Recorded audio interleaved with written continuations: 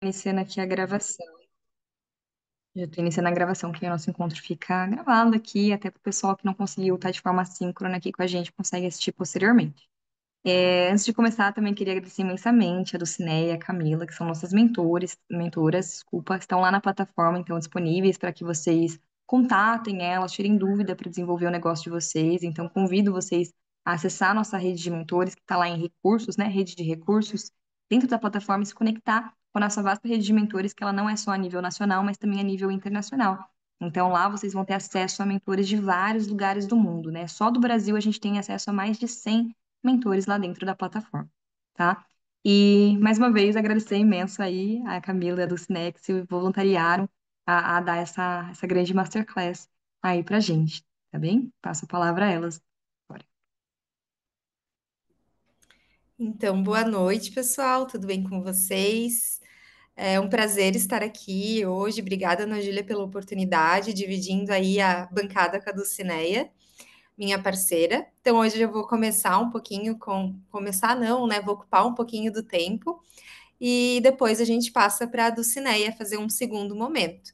Então, a gente vai dividir um pouquinho, mais ou menos dessa forma. A primeira parte da nossa aula aqui, da nossa masterclass, vai ser sobre contratos, né? Essa parte mais de segurança preventiva. E a Dulcineia vai falar mais a questão de tributação, né? Essa parte mais técnica com relação a economizar dinheiro, que também é muito bom, né? Na verdade, nós duas vamos tentar economizar o dinheiro de vocês, aqui falando sobre segurança jurídica. Então, parabéns por estarem aí, pessoal. Não é todo mundo, né, que abre mão da sua noite aí em dia de semana para estudar, né, para adquirir conhecimento. Então, fiquem à vontade para tirar qualquer dúvida aí, se quiserem fazer alguma observação. Eu fui professora por 6 anos, então eu gosto muito dessa interação, apesar de a gente ter pouco tempo, né? Mas vamos lá, vamos ao que interessa. Então, pessoal, segurança jurídica para startups. Eu sempre falo uma frase que é comandada, assim, quer dizer, é amplamente conhecida, é um ditado popular que é melhor prevenir do que remediar. E ele é totalmente aplicável ao direito, né? Prevenir é sempre mais barato e menos desgastante, menos estressante. E com o direito empresarial é real, né? Porque a gente pode fazer de forma preventiva, pensando, né? É, prevendo possíveis problemas, agir antes, se preparar para que a gente nem precise ir para um judiciário, não precise, né? Aí lá sim, lá gasta dinheiro para caramba, lá dá litígio, dá briga, demora para caramba, né? Quem tem processo judicial aí de qualquer assunto sabe o quanto demora um processo, né? Até um absurdo. E não é diferente aqui no nosso ramo empresarial. Por isso, eu defendo muito e o meu escritório hoje é voltado para ações preventivas. Hoje nós trabalhamos 90% do nosso tempo com prevenção e somente 10% com remédio, né? Com ações judiciais. Então, esse é o nosso foco. É, fazer com que vocês cresçam de forma sustentável, de forma segura. Tá aparecendo na minha tela aí para vocês? Tá bom. Então, me apresentar aqui brevemente. Meu nome é Camila Delis, eu sou advogada há 14 anos, sou especialista em direito empresarial. Por 4 anos estive à frente de um jurídico de um parque tecnológico aqui da minha região, e foi onde eu emergi totalmente no mundo do empreendedorismo, da inovação, das startups. E hoje, os meus clientes, o meu público-alvo são as startups, são as pequenas empresas e os empreendedores individuais. Também sou membro da Comissão de Propriedade Intelectual da OAB Santa Catarina. E já vou convidar vocês para nos conectarmos, né? Estamos em tão pouco que a gente possa continuar, tão poucas pessoas, que todo mundo possa se seguir aí, fazer um networking. Então, ali tem o meu e-mail, podem enviar, tem o meu LinkedIn, tem o meu Instagram. É, esse Instagram, Camila Lisa, eu tenho muito conteúdo aí para empreendedores, para empresas. Hoje ele está mais focado para os advogados, porque eu sou mentora de gestão de carreira, e o Instagram abaixo é o Instagram do meu escritório. Lá no link da bio tem o meu WhatsApp. Também fiquem à vontade para tirar qualquer dúvida, para a gente trocar ideia, para a gente se conectar. A partir de agora, nós somos parceiros aí. Então, pessoal, Só para confirmar, Ana, eu tenho até as 7h30 ou eu ganho um chorinho? Até 7h30, Camila. Depois a gente consegue conversar com a Dulcinea, qualquer coisa, pra, pra adaptar. Mas é porque Ah, então, começou um pouquinho mais tarde, né? Então vamos falar assim, 7h40, então tá bom. tá bom? Então, pessoal, perfeito, muito obrigada. Pessoal, eu trouxe aqui um slide sobre trazendo algumas opções não, alguns documentos importantes de prevenção para empresas. Esse é o momento de vocês tirarem o print aí para ter esses documentos importantes. Talvez depois, não sei se a Ana consegue enviar para eles também a apresentação, isso a gente pode disponibilizar também. Hoje, por conta do tempo, nós vamos focar em dois, que é o 1 e o 3, o acordo de sócios e o registro de marca. Mas vamos dar uma pincelada nos outros aqui também. Será que vocês podem falar rapidamente o que faz cada uma da empresa ou da startup de vocês para eu melhorar os exemplos? Bem rapidinho. Pode começar, então. A minha empresa é Mente Leve e presta serviços e apoios terapêuticos para professores da educação básica. Ai, que necessário. Muito. Prevenção à síndrome de burnout. Perfeito. E o seu, Fábio? Ah, A minha startup é Covantes e a gente está criando uma solução que é uma lixeira inteligente para reciclagem, para automatizar a reciclagem. Daí o nosso Ai, modelo de negócio é por assinatura para as empresas. tá. Vai na casa de cada um? Não, não. Os nossos clientes, na verdade, são as empresas, né? Então, Ah, essas tá. empresas elas vão assinar, sabe? E a gente vai fazer direcionamento de cliente para essas empresas. É bem complexo, por isso é meio difícil de entender, mas Eu ia dizer, eu não entendi tão bem, mas é a lixeira, é o protótipo lixeira ou é o modelo de serviço? sim, a gente vai criar uma lixeira, sabe? Ah, tá. Né, a lixeira inteligente ali, né? Os usuários descartam o resíduo ali, esses usuários, que são cidadão comum, eles vão ser recompensados por cupons de desconto e tal, tá? Esses cupons são as empresas que fornecem, tá? Então a gente Ah, vai fazer tá. um Perfeito. direcionamento, a gente vai pegar esse usuário e vai direcionar para as empresas. Perfeito. Em contrapartida, elas pagam uma assinatura. Ótimo. Entendi. Vagamente entendi. E o seu, Raquel?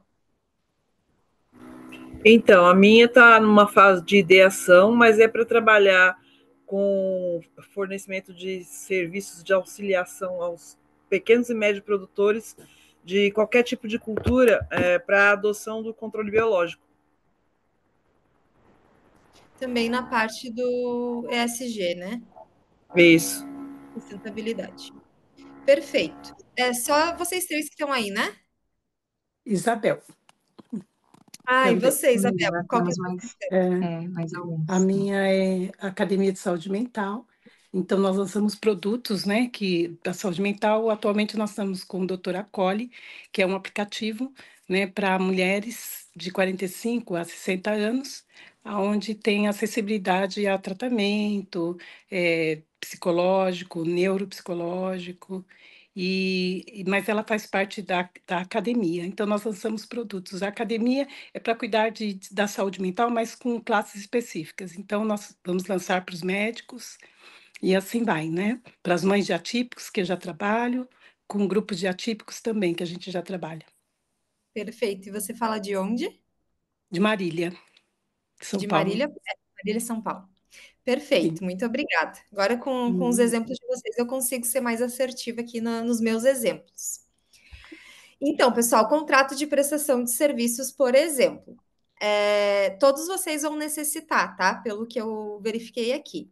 Porque eu não indico contrato de prestação de serviços quando o serviço é feito de forma muito rápida. Por exemplo, um de vocês me contrata para uma consulta jurídica para tirar algumas dúvidas. Vai ser 1 hora de consulta mediante pagamento de determinado valor. Aí esse contrato a gente vai fazer no WhatsApp mesmo, no sentido de vai ser tanto, vai ser tal horário, vai ser de 1 hora. É um contrato verbal que vai estar ali no WhatsApp.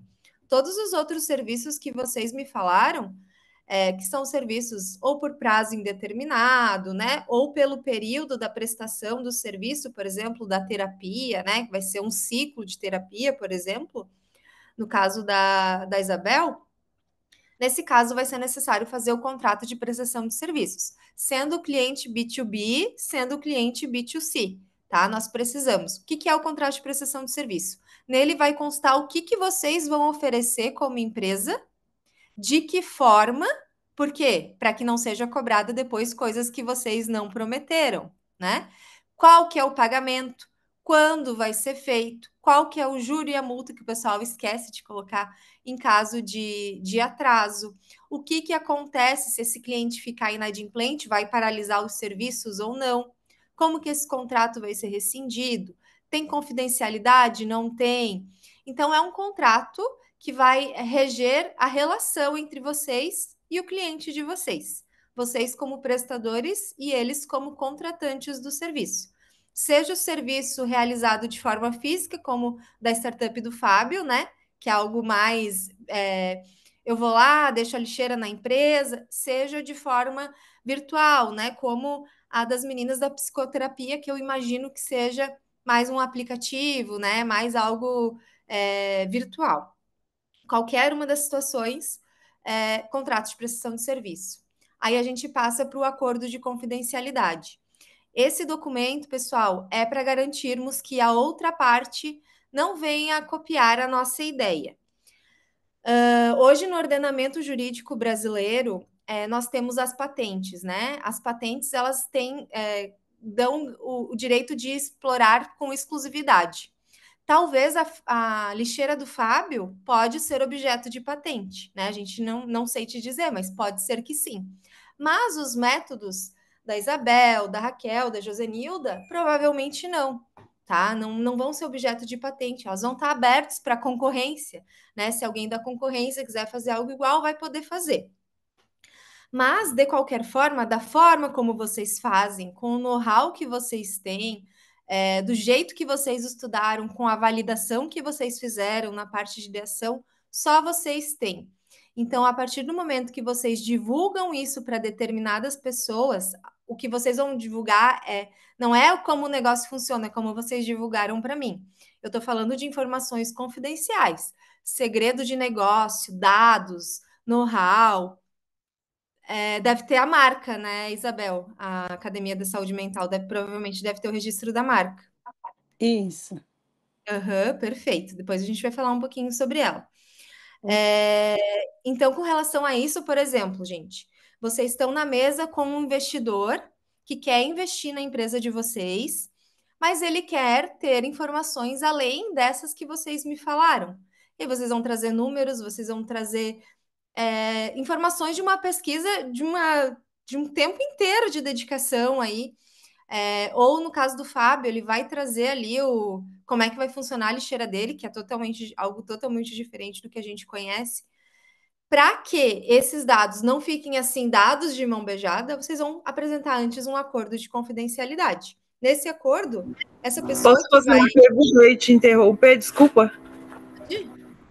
Então, eu estava dando uma olhada no INPI sobre marcas, porque a minha preocupação também é fazer um registro da minha marca, porque eu já tenho ela criada e eu fiz a verificação lá e ela não está registrada ainda.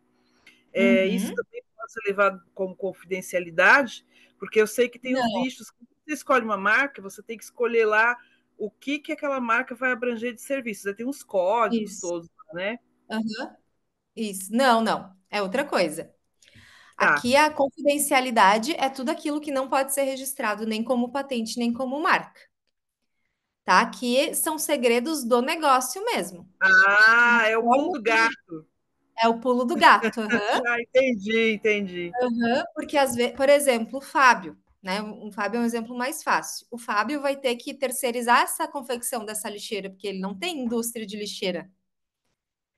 E aí, lá com o fornecedor dele, para ver se o fornecedor faz, ele vai ter que dar um acordo de confidencialidade, senão esse cara vai lá, vai copiar, vai vender, porque ele faz em 2 toques, o Fábio não.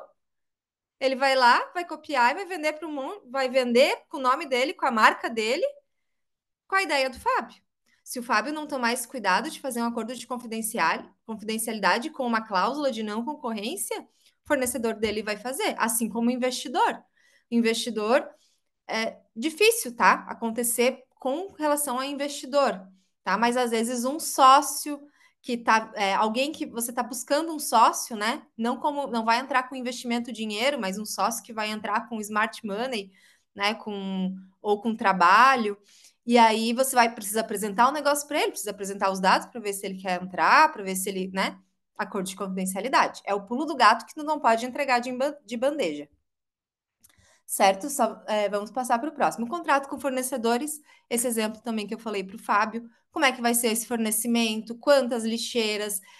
Vou fazer um contrato só para ele me entregar 10 de teste, daí daqui a pouco ele não vai mais querer me fazer para mim. Não, já tem que engatilhar um novo contrato em caso de sucesso, por exemplo. Né? Então, contrato, gente, eu gosto de falar que o contrato serve para a gente mitigar risco. A gente não consegue prevenir tudo, né? Mas a gente consegue mitigar bastante. Então, contrato nada mais é do que você ficar pensando em tudo que pode dar errado e colocar de que forma que vai ser resolvido, né? No papel. Então, para isso que serve o contrato. O contrato de parceria empresarial, o que seria? Por exemplo, a startup ali dos riscos biológicos, né, dos produtores rurais. De repente, essa startup poderia fazer uma parceria com a startup do Fábio, tá? Para o Fábio entrar no meio dos produtores ali, dos pequenos e médios produtores. Não sei, tá? Posso estar falando a maior besteira do mundo. Mas de repente, são ramos iguais. Eles podem fazer para um projeto em específico. A reciclagem no campo, né? Exemplo. Eles não querem ser sócios um do outro, um não quer entrar na empresa do outro, um não quer ser empregado do outro, mas eles querem ser parceiros. Então, para aquele projeto em específico, por exemplo, o que vender de lixeira vai ser dividido 50%, 50%. Exemplo. Mas somente naquele projeto. Todas as outras vendas do Fábio são dele, todas as outras vendas da empresa dos produtores é dela. Então, eles não são sócios na empresa, eles são sócios no projeto, parceria empresarial. Tem que estar no papel. De boca, vai correr risco de receber ação trabalhista, de boca, vai correr o risco de receber uma ação para ingressar alguém como sócio na tua empresa. Gente, de boca, não existe mais fio do bigode, tá? Tem que estar no papel e tem que estar redigido direito, porque senão também não adianta. Contrato de trabalho para quando a gente chega na fase de contratar alguém, né? Então, podemos ter um estagiário e vai ser o contrato de estágio. Contrato de trabalho, lá com o contador, tudo registradinho na carteira. Não deixem de fazer o contrato de trabalho. Ali na startup dos riscos biológicos, não sei se trabalha com laboratório, tem que ver a questão de insalubridade, periculosidade, a parte do reciclado ali, entendeu? Tem que ver todo um arcabouço do que esse empregado vai fazer e também se precaver, colocar lá por exemplo, um deles ali da academia vai viajar para dar palestra, esse empregado. Poxa, então tem que estar lá no contrato de trabalho que vai viajar, que vai ser assim assado, que os gastos vão ser dessa forma. Não deixem só aquele contrato básico da contabilidade. Façam um contrato robusto, entendendo o contrato nada mais é, gente, que a historinha do que acontece, do que deve acontecer naquela relação entre as partes. Tem que Camila, correr. Pode falar. eu sei que você está correndo, mas vou tentar ser breve também. No meu caso, dentro da Mente Leve, eu pretendo incluir outros terapeutas. No caso, eu sou terapeuta, mas eu quero que o professor acesse a plataforma e tenha uma diversidade de terapeutas. Neste Perfeito. caso, eu também preciso fazer um contrato de parceria para esses terapeutas que vão prestar serviços para a Mente Leve, ou seria um profissional autônomo também? Tipo, Tem que fazer um contrato de parceria. Da forma como for, né? Se esse parceiro vai ganhar uma porcentagem da plataforma, por exemplo, tem que ter contrato. Tem que ter contrato. Como é que vai ser essa relação? Qual que vai ser a porcentagem? Quais são as regras da tua plataforma? Como que tem que atender? Quais são os valores da tua plataforma no sentido de do que vocês acreditam, né? Qual que é o propósito? Essa pessoa tem que estar em consonância e tem que conhecer, né? E aí, as datas de pagamento, emissão de nota fiscal, como tem que ser, tudo isso tem que ter, tá? Nesses casos, assim, que vai ser plataforma, vai ser muita gente, você pode fazer um contrato que a pessoa vai entrar na tua plataforma e ela vai ler. Sabe quando a gente entra e adere nos termos de sites? Você pode fazer assim. Aí você lê, a pessoa entra, lê, faz tudo online, ele faz uma assinatura online, tá? É válido da mesma forma, mas tem que ter. Pessoal, contrato de locação comercial, por óbvio, né? Se vocês forem locar um lugar, sempre lembrar, poxa, quanto tempo eu preciso, ter essa parte de estratégia, de local, né? Onde que está meu público e tudo mais, e cuidar com relação ao contrato. Termos de uso de site, então quem tem aplicativo, quem presta serviço via site, tem que ter os termos de uso, como que vai ser a navegação desse usuário dentro do site, quais são os direitos e deveres deles, o que acontece com os dados pessoais deles, como é que é a parte de segurança da informação enquanto ele está navegando naquele site. E, por último, a gestão de todos esses contratos. Não adianta eu ter todos esses contratos e não cumprir eles, não lembrar as datas, não lembrar das minhas obrigações, perder, né, prazos. Então, tem que ter também a gestão desses contratos, nem que seja no Excel, se você não tiver uma pessoa para fazer isso, né? Mas estar preparado para cumprir esses contratos. E aí, agora a gente entra rapidamente aqui na parte do acordo de sócios. O acordo de sócios e o memorando de entendimento, vocês podem ter ouvido também dessa forma, é o mesmo documento. O que vai diferir é o título dele no momento que vocês estão. O memorando de entendimentos é quando você ainda não tem CNPJ constituído, quando você, ou só um dos sócios é um MEI, por exemplo, ou ainda estão entre pessoas físicas, né? Estão naquela fase bem inicial. E o acordo de sócios é quando já tem o contrato social, com as cotas, tudo certinho. É o mesmo documento. Esse documento é como se fosse a certidão de casamento de vocês. Né? É aqui que vai estar passo a passo do que vocês, como vai funcionar a sociedade de vocês. E eu gosto sempre de falar uma frase que é: conversas difíceis, vida fácil. Vida fácil, conversas fáceis, vida difícil. Então aqui a gente para 2, 3, 4 reuniões para conversar com os sócios e tomar decisões e colocar no papel de como que vai acontecer essa sociedade. E aí vocês podem ter certeza que vocês vão ter uma vida fácil. Uma das maiores causas de fechamento de empresas é conflitos entre sócios. Então, assim, gente, se eu pudesse dar uma dica para vocês, os 2 primeiros passos da startup de vocês, o acordo de sócios / memorando de entendimentos e o registro de marca. E depois, quando começarem a colocar essa startup para o mundo, os outros contratos que eu trouxe ali para vocês, a depender de cada fase, a depender de cada momento. Rapidamente, algumas cláusulas importantes aqui do acordo de sócios, tá? Governança e atribuições. O que cada um faz? Qual que é o papel de cada um? Ninguém se mete na função de ninguém. Quem vai ser o administrador? Quem vai ser o CEO? O que ele vai fazer? Quais são as metas que ele precisa alcançar? O que ele vai efetivamente executar? O que ele vai direcionar, né? Demandar para alguém fazer? Tá? Então, essas são as governanças e atribuições. Reuniões, tá? É importante colocar quando vão acontecer as reuniões. Eu já cindi uma parceria, uma sociedade, porque a gente não conseguiu chegar num acordo. Eu queria fazer reunião, a gente não tinha especificado as reuniões, queria fazer reunião, a minha sócia fugia, até que nós entramos em conflito e acabou a sociedade. Por uma coisa tão boba, mas só para vocês verem que acontece na vida real. Quando que vão acontecer essas reuniões? Como que elas vão, quais pautas vão vir para a tomada de decisões e quais cada um dos sócios vai ter vai poder decidir sozinho, né? Como que vai ser essas votações? Quem tem maior capital social que vai decidir? Ou, por exemplo, as questões de sustentabilidade eu vou deixar para minha sócia técnica decidir, nem vai vir para a pauta? Para decisão, para votação? Como é que vai funcionar isso aqui?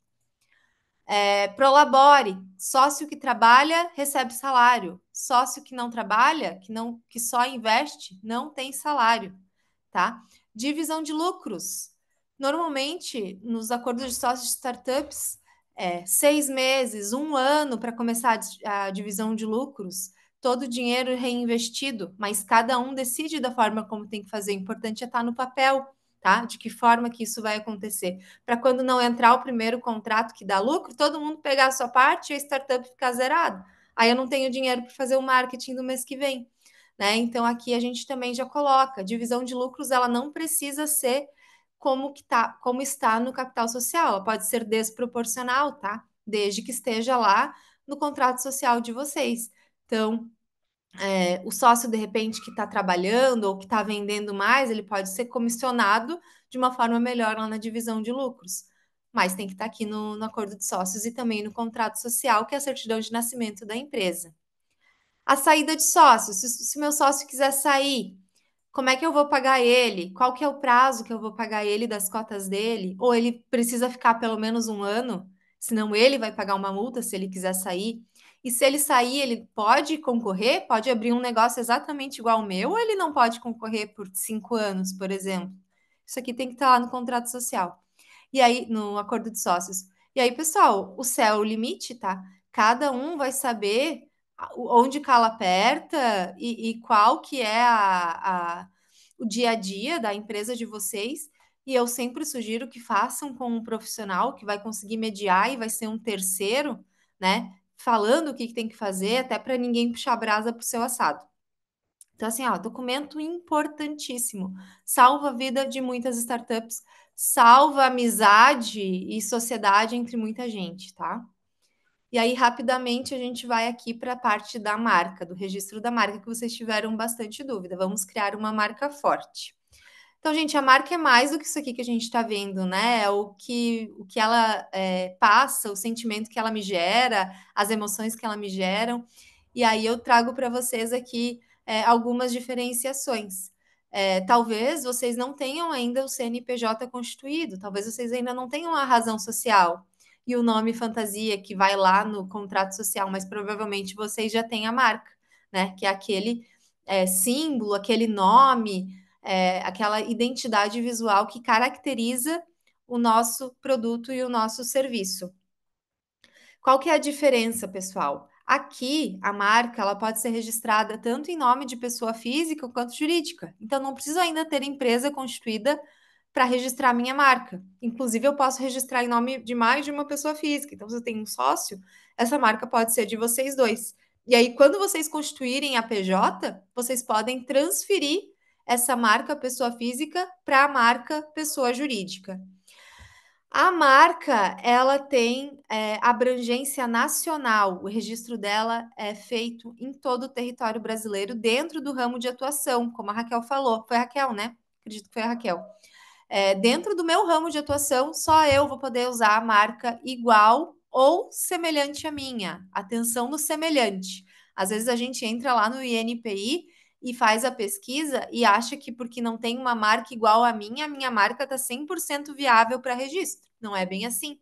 Marcas semelhantes também podem barrar a nossa marca, tá? Por isso é importante fazer uma análise de viabilidade de registro com muita parcimônia, com muito cuidado e destreza, porque não é só uma marca igual à minha que pode me impedir o meu registro.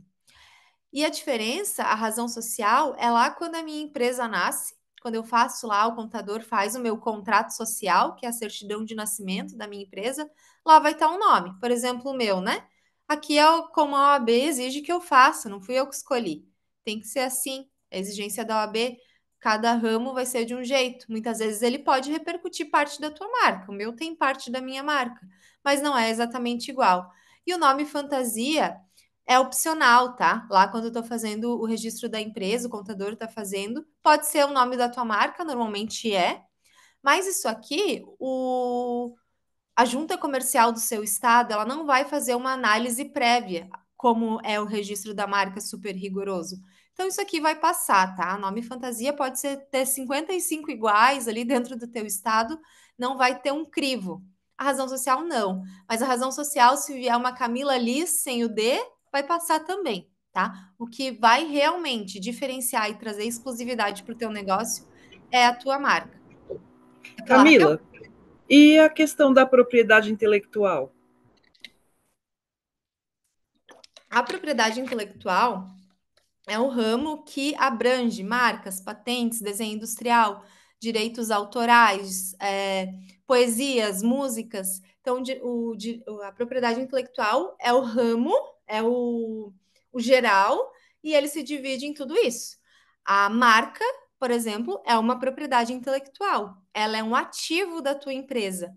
Assim como o ponto comercial, que falava muito antigamente, né, para estabelecimentos comerciais, principalmente comércio, ele tem um valor, a marca tem um valor, a patente tem um valor, o direito autoral tem um valor, apesar de eu não pegar ele, né? Um ativo intangível. Assim como os computadores da tua empresa têm um valor, a marca da tua empresa, desde que registrada, também tem um valor. Isso é propriedade intelectual. É uma propriedade que vem do teu intelecto, da tua criação. Tu não comprou ela, em tese, né? Apesar de poder comprar uma marca já registrada. Mas você não comprou, você criou. Ela vem do intelecto. Então, isso é propriedade intelectual. E eu sempre digo que a propriedade intelectual é uma das mais bonitas que tem no direito, porque ela vem do nosso intelecto, né? Não vem de herança, não vem de riqueza, de famílias abastadas, não. Basta a tua criatividade. Inclusive, uma marca registrada, uma marca em fase de registro, vocês podem, inclusive, incluir no currículo Lattes de vocês, porque realmente é considerada uma propriedade intelectual, assim como um artigo científico que vocês escrevem, um livro que vocês escrevem, assim é uma marca, tá?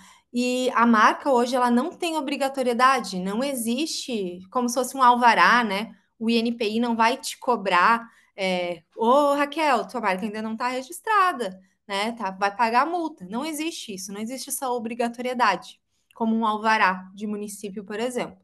Mas por que então eu vou ter, se não é obrigado? O registro da marca é a única forma de garantir, é a única e exclusiva forma de garantir a exclusividade do uso dessa marca que vocês me falaram. Mente Ativa, não, Mente Leve, Academia da Saúde Mental e as outras marcas, o único jeito é registrando essa marca, como a Isabel falou que já fez, tá? É a única forma de usar exclusivamente.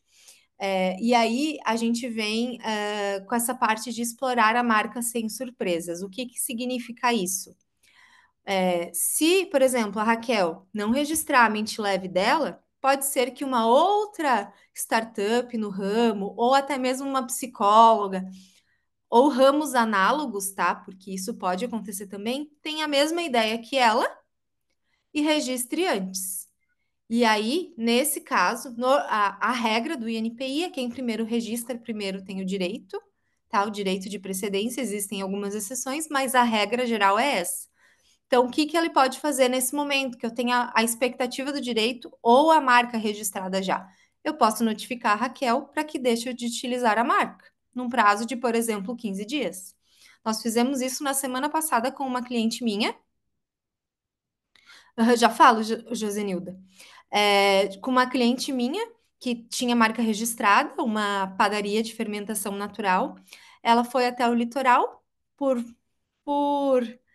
coincidência, verificou que tinha uma padaria, não de fermentação natural, normal, com um nome igual ao dela. Nós notificamos, em 15 dias a padaria retirou uma placa gigantesca da frente da padaria, porque senão ia ter que pagar royalties, senão ia ter que responder processo judicial. Então, vale a pena averiguar isso antes. Para responder à dúvida da Raquel, o registro de marca ele é feito perante o INPI, que é o Instituto Nacional de Propriedade Industrial, que é uma autarquia federal e o único órgão responsável pelo registro de marcas no Brasil, tá? É um processo administrativo, é baseado na Lei de Propriedade Industrial, tem uma lei, tem proibições, tem vedações, tá? Tem que ser o registro tem que ser feito de forma a obedecer à lei. Muitas pessoas acabam tentando fazer esse registro sozinhas. Algumas têm sorte de dar certo, outras já caem ali nos primeiros obstáculos, porque, como eu disse, além das formalidades da lei, se tiver que fazer defesa, tem que fazer defesa baseada em lei. E isso nem empresas de propriedade intelectual eu não recomendo. Eu recomendo advogados, porque Quem sabe fazer recurso, quem sabe fazer defesa é advogado. E muitas empresas de propriedade intelectual já sabem disso, as que são sérias, né? E já pedem para o cliente, quando tem caso de fazer defesa ou recurso, já pedem para o cliente buscar um advogado, porque sabem que não é o ramo deles, não é a praia deles. Outros motivos para registrar a minha marca é impedir terceiros. Ou seja, já te respondo, Isabel. Ou seja, eu tenho a marca registrada, então eu vou impedir que outros utilizem a marca. Coisa mais chata que tem é você procurar uma empresa no Instagram e já vir 7, 8 iguais, né? Só muda um ponto, um underline, outro arroba na frente. E aí eu vou ver, eu não sei qual que é a que eu quero, porque não tem exclusividade. E quando você tem a marca registrada, você pode notificar para que elas deixem de utilizar. Eu posso licenciar o CD, posso alugar essa marca, posso vender essa marca vai ter valor de mercado, ela passa a ser intangível, né, da empresa. Eu posso negociar. Ela aumenta o valuation da minha startup, tá? Muitos investidores, a maioria dos investidores, das empresas investidoras, não estou dizendo de investidor anjo, elas têm como pré-requisito o registro da marca, tá? Até para não correr risco de mudar a marca. E mudar a marca, gente, é péssimo. Além do prejuízo, mudança de estratégia, descredibilidade com o público consumidor, ao contrário do registro, né? Eu tenho credibilidade. Tenho certeza que vocês já foram no centro e viram loja, mulher linda, flor linda, menina linda, divina linda, e você nem sabe qual que é qual, porque é tão banal, né? Que acontece muito. Gente, infelizmente a gente teve que ser bem rápido. Eu vou agradecer muito a atenção de vocês para não prejudicar aqui a Dulcineia. Vou responder a tua pergunta no chat mesmo, Raquel, só para não prejudicar a Dulcineia. E não esqueçam de fazer contato ali comigo e a gente vai conversando. Se ficarem dúvidas, aqui estão os meus contatos e mantemos aí as nossas conversas. Fica à vontade aí, Dulcineia. Será que ela está aí? Estou. Ah, Você então só tá bom. você precisa disso. Aqui. Isso, pronto. Ok. Eu posso só mandar de novo a pergunta no seu contato, Camila? Pode sim, aham. Ah, tá bom, obrigada. Vamos ver se no final dá um tempinho para abrir para as questões. O que eu vou fazer, que eu vou falar, é um assunto menos emocionante do que esse da Camila, claro, né? Que eu vou falar de tributos. Ninguém gosta de tributos, mas faz parte, né, gente? Bom, eu sou consultora na área tributária e sou professora. Eu estou na área tributária há 48 anos, né? A minha formação em economia, mas eu tenho uma pós em análise de sistemas, controladoria e auditoria, direito empresarial, e hoje eu sou também professora em pós-graduação. Então, aqui está o meu contato, o LinkedIn e o Instagram. E meu assunto é breve, e a proposta aqui é só passar para vocês uma ideia de como funciona a tributação, e caso alguém tenha alguma dúvida em relação ao assunto, né, para a gente procurar esclarecer. Porque depois que a empresa está constituída, você está vendendo, você precisa tomar cuidado com os tributos que incidem na sua transação.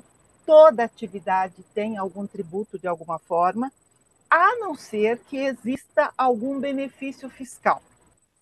E mesmo assim, a empresa precisa tomar cuidado em relação a quando esse tributo é dispensado e em quais condições. Quando a gente fala em tributo, os tributos incidem nas operações de acordo com a atividade que a empresa desenvolve e também de acordo com o regime de tributação em que ela está inserida.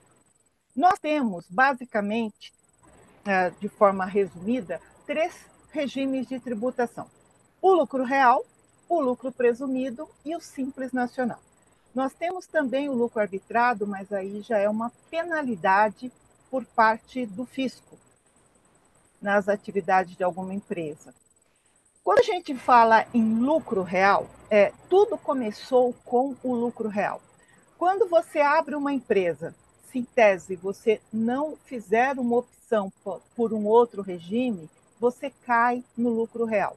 O lucro real é a tributação integral e nesse regime de tributação estão as grandes empresas, porque a tributação do imposto de renda é feita com base no lucro efetivo. E quando a gente estabelece o regime de tributação, é normalmente com base na tributação do imposto de renda. Ele é que determina todos os outros tributos. Importante que a gente saiba uma coisa: lucro é diferente de venda ou de faturamento. O resultado efetivo de uma empresa não está exatamente no que ela vende, mas sim no que sobra para o empresário depois de deduzidas todos os custos e despesas. Quando a gente fala lucro, nós estamos falando da diferença positiva entre as receitas e os custos e despesas que uma empresa tem. Vamos aqui a um exemplo.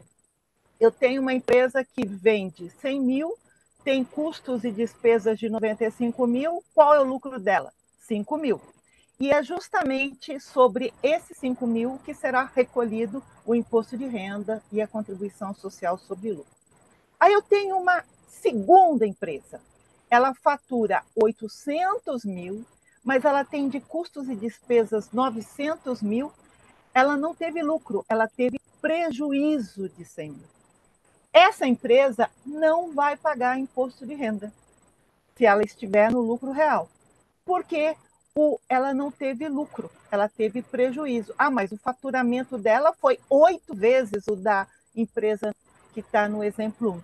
Mas não é isso que define o recolhimento do imposto de renda quando a empresa está no lucro real. Por isso que muita grande empresa, ela está no lucro real, e empresas pequenas também entram no lucro real se elas não estiverem com uma boa lucratividade, com uma boa sobra no seu resultado.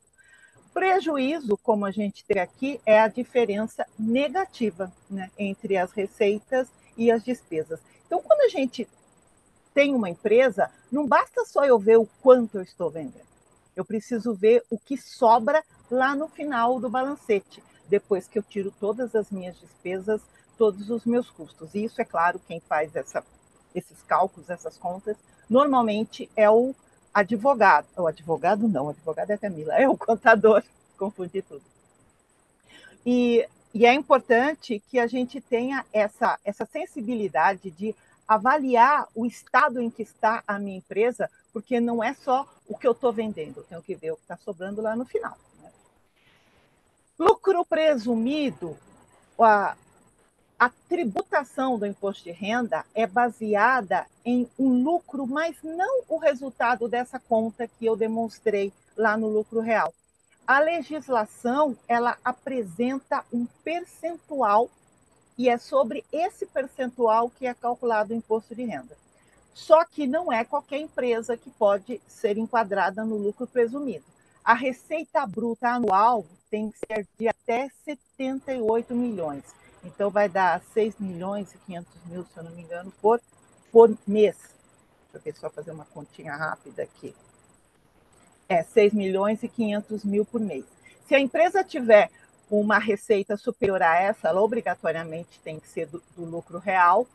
E há também algumas atividades que obrigatoriamente devem ser do lucro real.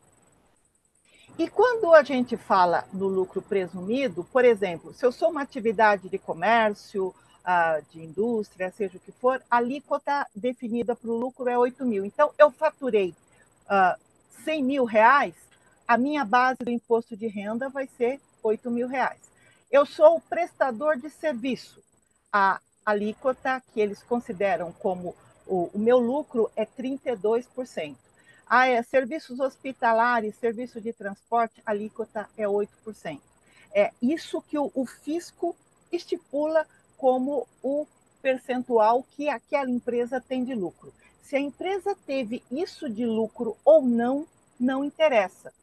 Por isso, a empresa precisa avaliar qual é a situação dela e verificar se vale a pena, se ela tem uma receita que ela precisa estar no lucro presumido, se vale a pena ela estar no lucro presumido ou se ela já ir para o lucro real. Porque se ela não está tendo um lucro nesse nível que é estabelecido pela legislação, ela pode pagar mais imposto de renda do que ela pagaria se estivesse no lucro real.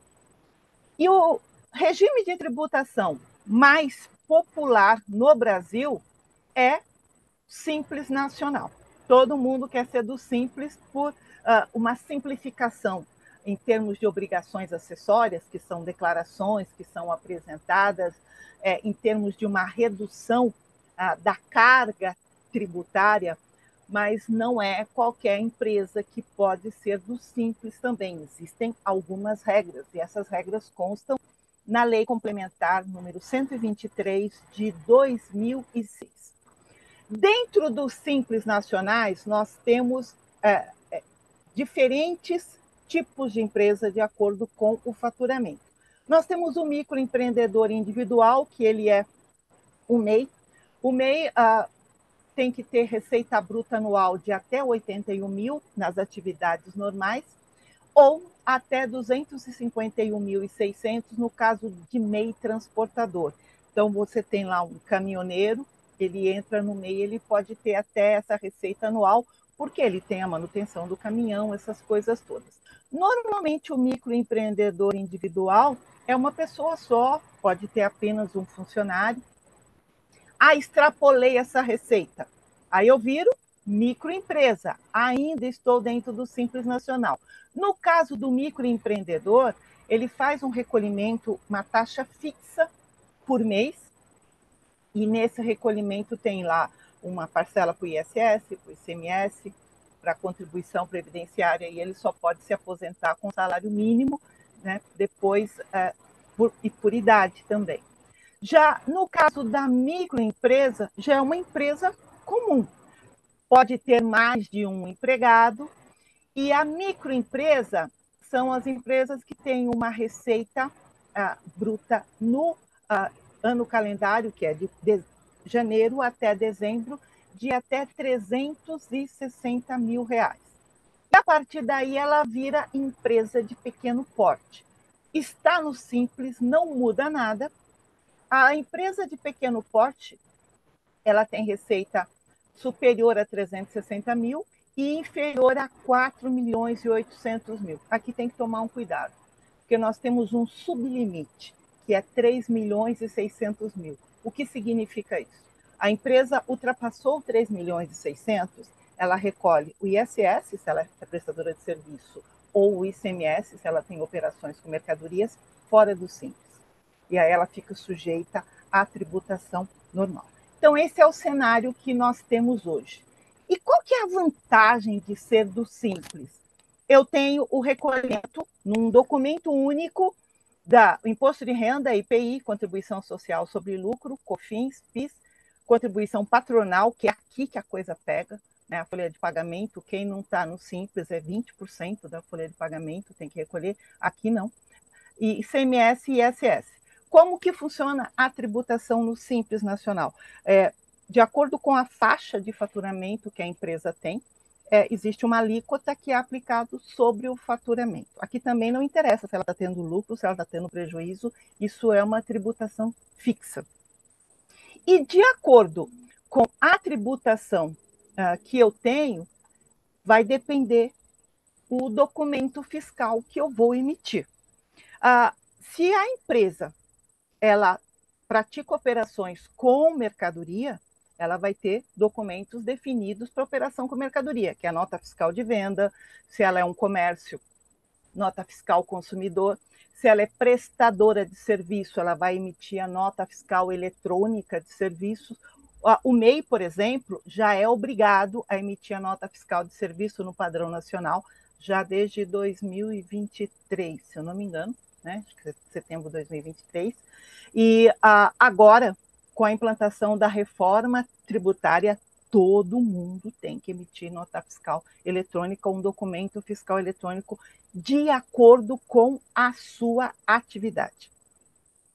E Como eu vou saber que documento que eu vou emitir? Eu vou observar qual é a atividade que eu desenvolvo. Se eu sou prestador de serviço, a minha prefeitura vai estabelecer, quando eu digo a minha prefeitura, é onde o contribuinte está estabelecido. Vai determinar o documento que deve ser emitido de acordo com a atividade, porque quando a gente fala em serviço, também existe algumas nuances aí. A gente, por exemplo, tem algum tipo de tributação específica, por exemplo, para a profissão regulamentada. Então, a gente vai observar o que a prefeitura determina. Eu tenho operação com mercadoria? Também a legislação do ICMS é que vai estabelecer o documento que eu vou emitir. São vários documentos, eu não vou listar cada um deles aqui, porque aí eu precisaria também falar como são preenchidos, e a gente não tem um tempo em relação para poder fazer esse detalhamento. Mas eu vou chamar atenção para alguns aspectos quanto aos documentos. Primeiro, eu tenho que observar a legislação a qual eu estou sujeito, a tributação que a minha operação tem, mesmo que eu não tenha tributação alguma, provavelmente eu tenho que informar um dispositivo legal no meu documento fiscal, e também a forma que eu preencho esse documento. Ainda mais com a reforma, vai ser mais importante ainda, porque elimina-se declarações que hoje nós temos. O que ocorre hoje? Eu emito um documento fiscal e depois eu apresento uma informação para fiscalização na forma de uma declaração. Se eu estou no Simples, eu lá declaro na forma do PGDAS. Se eu não estou no Simples, eu declaro na forma de uma EFD ICMS-PI, de uma DIPJ, por exemplo, né? Que não é mais a DIPJ, agora isso é a ICF, né? E a ECD. E eu tenho que também observar o prazo que eu devo guardar os documentos que eu emito, no mínimo 5 anos. Essa é a regra normal na legislação. E, inclusive, eu tenho que tomar cuidado, porque se há alguma fiscalização, eles vão me solicitar esses documentos, e se eu não apresentar, a fiscalização pode arbitrar o que eles julgarem, né, que eu estou fazendo. E aí eu não tenho prova para me defender. Então é importante tomar cuidado disso. Se você não tem um contador que cuida dos seus documentos, você tem que arrumar um espaço lá para guardá-los. Alguém tem que tomar conta deles. Quem precisa manter o documento? O titular é o contribuinte, é o titular do CNPJ. Um ponto de atenção em relação a documentos recebidos. A emissão com os dados da empresa adquirente. Cuidado com a confusão patrimonial. Eu tenho uma empresa, tenho um CNPJ, todas as aquisições que eu faço para minha empresa têm que ser nos dados do meu CNPJ. Eu não posso comprar com os meus dados pessoais. Isso pode me trazer problema depois na comprovação das minhas despesas. Mesmo que eu esteja no Simples Nacional, existe um controle do fisco sobre aquisições e vendas. Efetuar pagamentos para o emissor dos documentos. Faltou um S aqui. O que isso significa? Cuidado com aquela coisa. Eu recebo uma nota e faço um Pix para o dono da empresa. Comprei de um CNPJ, pago para um CNPJ. Eu não posso pagar para uma pessoa física. Eu não posso comprar de uma empresa e pagar para outra. Tem gente que compra a nota. A pessoa está fraudando o fisco e eu estou sendo conivente com essa fraude. E eu tenho que manter toda a documentação comprobatória das despesas que eu realizo, porque não podemos misturar a pessoa física com a jurídica, e as despesas que eu tenho no meu negócio, elas são prova para o fisco e também da regularidade da minha operação. Deixa eu ver se alguém levantou a mão. Não, o pessoal já está cochilando, né? E o último tópico que eu quero abordar aqui, que é fundamental que a gente já fale sobre ele, é sobre a reforma tributária do consumo. Reforma tributária está vindo aí, está batendo na nossa porta. Não importa que atividade você tenha, ela vai interferir no seu negócio. Não importa o tamanho que você tenha, ela vai interferir no seu negócio. E qual é esse impacto? A reforma tributária ela foi implantada com a Emenda Constitucional 132 de 2023, que foi promulgada em dezembro de 2023, e nós temos uma lei complementar que foi publicada em janeiro desse ano. Não temos o regulamento ainda, estão prometendo esse regulamento agora para setembro. E o que essa reforma tributária nos faz? A minha operação é uma prestação de serviço, ela tem ISS, ou eu tenho operação com mercadoria, eu tenho ICMS, isso será substituído pelo IBS. As operações têm PIS e têm COFINS, será substituído pela CBS, que é uma contribuição. Isso que chama o tal IVA dual, mas na verdade não é um IVA dual, é um IVA trial, porque esse IBS ele é dividido em uma parte municipal e uma parte estadual.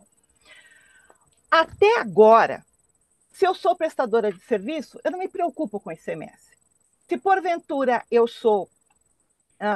tenho operação com mercadoria, eu não me preocupo com ISS. A partir da reforma, todas as atividades da nossa economia, seja serviço, seja mercadoria, serão tributadas pelo IBS, pela CBS, e todo mundo vai ter interesse no meu dinheiro, a prefeitura, o Estado e o governo federal. Consequentemente, os documentos fiscais que nós vamos ter a partir do ano que vem já vão ter essas informações. E qual que é o cronograma de implantação? Nós temos um período de transição que vai até 2033. Em 2026, a gente começa um período de teste, é teste mesmo, não será cobrado nem IBS, nem CBS das empresas, mas eles são obrigados a destacar no documento fiscal. Tem lá campo específico, inclusive nota fiscal de serviço, tudo. Só está livre em 2026 de apresentar essas informações nos documentos fiscais as empresas do Simples Nacional, mas lá em 2027 já vai cair na fase de cobrança efetiva. Então, é um 10º percentual do IBS, que é teste, e o CBS é 9 décimos percentuais. A empresa, se não destacar o tributo, se ela não for do Simples, claro, no documento fiscal ela não vai conseguir autorizar o documento, ou seja, não vai conseguir vender mercadoria. Em 2027, acaba o PIS e COFINS, e aí nós vamos ter a cobrança efetiva da CBS. Qual é a alíquota? A gente não sabe ainda. Era estimada em 8,8%, mas só quando for publicada a resolução do Senado nós vamos ter certeza qual é a alíquota de referência que, consequentemente, vai ser utilizada. O IBS, que é o Imposto sobre Bens e Serviços, ele terá a alíquota de 5 centésimos para o município e 5 centésimos para o Estado, que isso aqui vai ser dividido pelos dois. E tem início a cobrança do imposto seletivo, que é um imposto regulador, e vai ser aplicado nas operações que são consideradas prejudiciais à saúde, como tabaco, bebida alcoólica, tem lá uma relação de materiais na legislação. Em 2029, essa alíquota de teste vai ficar em 2028 e 2027, né? Em 2029, começa a ser cobrado efetivamente o IBS, mais 10% da alíquota de referência, que deve ser aí por volta de 2%. 2030, passa a ser cobrado 20% da alíquota de referência, 2031, 30%, e 2032, 40% da alíquota de referência. Tá faltando um negócio aqui. Que tá errado. E 2033 acaba o ICMS e o ISS e o IBS cobrado integralmente. Aqui só tem um problema. De 2029 a 2032, mantém a cobrança do ISS e do ICMS de acordo com a atividade que a empresa desenvolve. Então, nesse período, as empresas vão ter que tomar esse cuidado. Que, com a reforma, não precisa fazer declaração nenhuma para apresentar esses dados para a fiscalização. Pela simples emissão do documento fiscal, eles já terão essa informação. Benefícios da reforma tributária. Norma única em todo o país. Hoje, nós temos uma norma do ISS em cada município. São mais de 5.570. Claro que nem todos, são mais de 5.500, né? São 5.569, 5.570. É claro que tem município assim que faz um Ctrl-C, Ctrl-V da norma de outro município. Mas nós temos 27 estados, mesma coisa para o ICMS.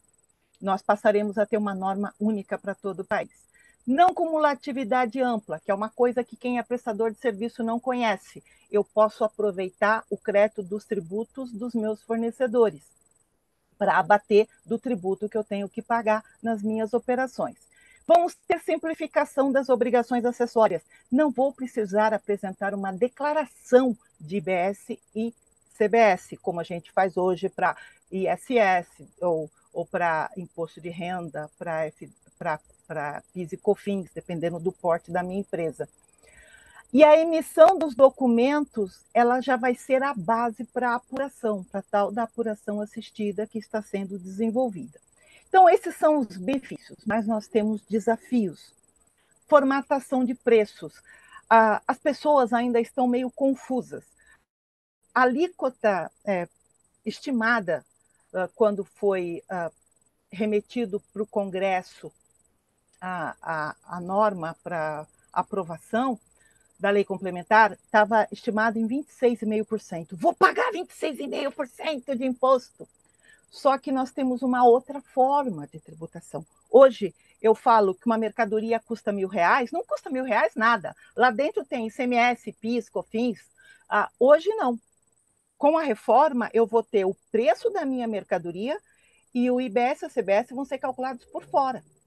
E enquanto não chegar no consumidor final, todo o tributo que foi pago antes, eu poderei aproveitar para compensar com o que eu tenho que pagar com as minhas vendas.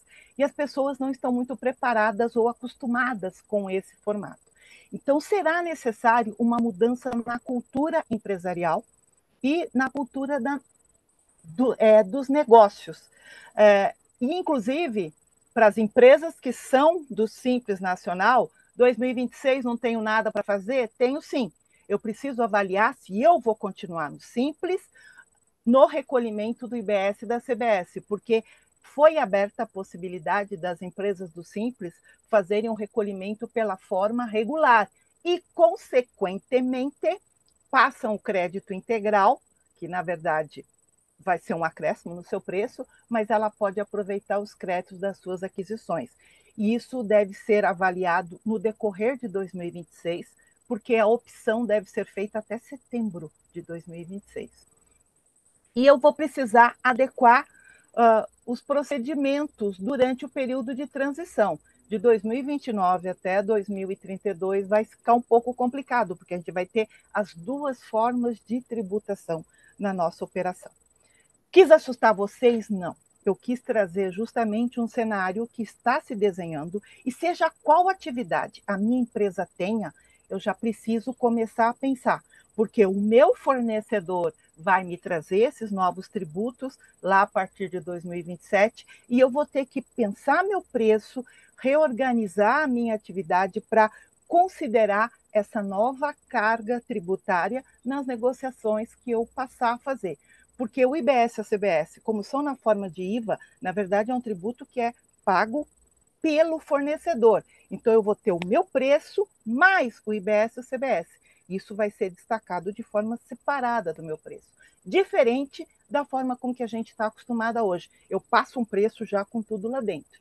Então, na verdade, uma nova cultura de negócio que pode ser um pouco difícil para o empresário brasileiro assimilar. Quem tem experiência com o funcionamento da Europa já sabe como que isso funciona, mas aqui, né, é muito novo para a gente. Questões. Dê uma corrida para não atrasar muito, né? E vamos lá. Lucinéia. E aí, monte de dúvida, por favor, Josenilda. Obrigada primeiro por esclarecer porque que, por exemplo, eu moro aqui numa divisa.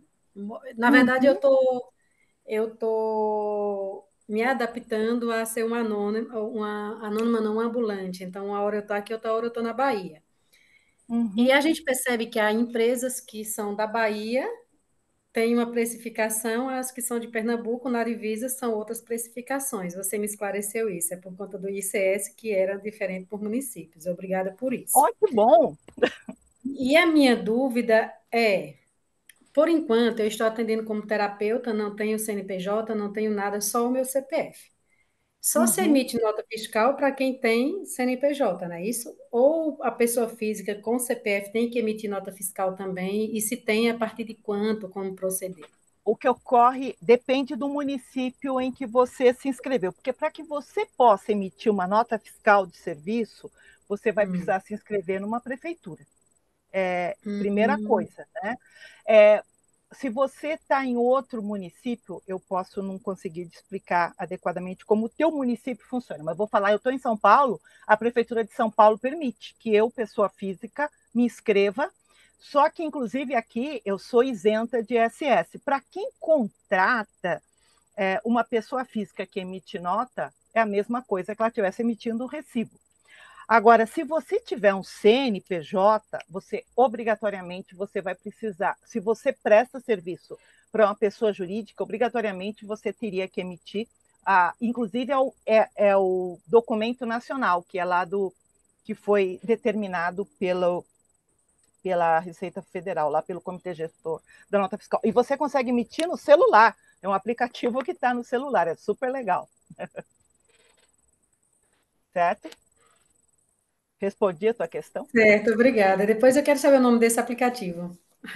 Tá. Eu vou. Acho que é o ISS, eu emito por ele. ISS. ISS? Aqui na cidade de Marília, pelo menos. Você tem. Eu vou ver se eu pego o link aqui, eu passo no chat. Oi, Valéria. Oi. Nossa, eu estou vendo isso daí, eu ainda nem tenho, mas eu estava pensando em abrir e-mail, mas eu pensei. Boa noite, né? Nossa, entrei já assim. Não, sem problema. Pode ir direto, sem problema. E eu ouvi comentário que parece que também, além de tudo isso daí, vai mudar o número de CNPJ, é isso? O que ocorre com o CNPJ? Nós vamos passar a ter um CNPJ alfanumérico a partir de julho do ano que vem. E por que esse CNPJ alfanumérico? Porque, em função do MEI, nós temos muitos CNPJs. E com a reforma tributária, nós só vamos ter 3 tipos de identificação: CNPJ para as empresas, CPF para as pessoas físicas, e vamos ter um código de imóvel, porque aluguel, venda de imóvel também vai pagar IBS e CBS, né? E aí o que vai ocorrer? Você não vai precisar mudar, você já tem um CNPJ, você não vai precisar mudar o teu CNPJ, você vai manter o CNPJ que você tem. O que vai ocorrer são os novos CNPJ estarão nesse novo formato. É isso que vai acontecer, certo? Certo. Aí eles vão fazer toda a adaptação nos programas, digamos assim. O problema que vai acontecer é justamente esse, né? As soluções, os sistemas que as empresas têm vão precisar adotar, né, uma solução que aceite um número alfanumérico. Né? O dígito vai continuar numérico, mas a forma de cálculo, eles têm uma forma de cálculo que vai ter uma validação que é similar à validação que existe com o CNPJ numérico. Então, para quem é a empresa, tirando essa adequação que o sistema deve ter, digamos que eu tenho um sistema aí que é de uma empresa pequena, que ele é limitado e só aceita números, essa empresa vai ter que fazer uma manutenção para que ele aceite o CNPJ alfanumérico. Mas para mim, que presto o serviço ou para... Isso é transparente, não vai afetar minha vida, porque o meu CNPJ não vai mudar. Continua assim. Tá. São para os novos CNPJ que vão ser adotados esse formato alfanumérico. Tá bom. O que mais? Obrigada. Nada. Alguma outra questão? A Camila... Vou pedir para você colocar de novo o seu contato. O meu contato vamos lá, Dulcineia. Para começar, eu tenho que achar minha apresentação. Está aqui. está aqui. Achei. Assim. Uma semana depois eu volto aqui. Ah, aqui já. É que eu já estava compartilhando. Ponto. Aí está. LinkedIn ou Instagram. Não aparece ainda, pelo menos não para mim, Dulcinea, não está aparecendo. Ah, Não agora sim. apareceu? Apareceu e saiu agora. Apareceu. Apareceu e saiu. Estava fazendo download. Apareceu e saiu. Vamos lá, compartilhar. Apareceu? Isso, sim. Agora sim. Uhum. Perfeito. Obrigada. Nada. Ok? Ah, se a Camila quiser responder alguma coisa. Eu acho que daí a gente segue pelo Whats ali, pessoal. Quem quiser me chamar ali no Instagram, tem o linkzinho do Whats, para a gente não ir muito longe. Até também não sei quanto tempo a sala fica on aqui.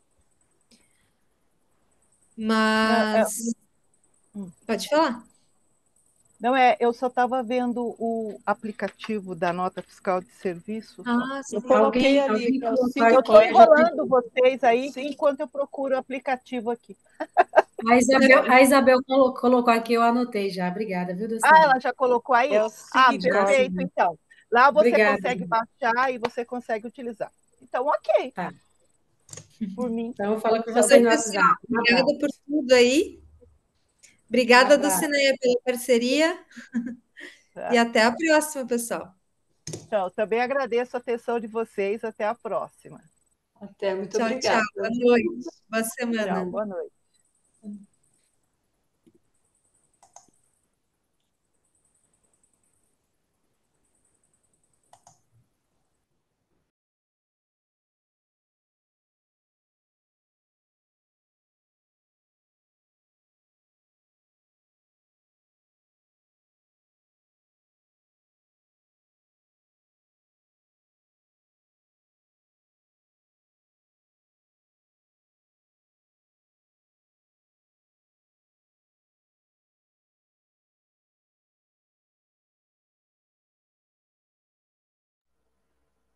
Camila, quem vai encerrar a reunião?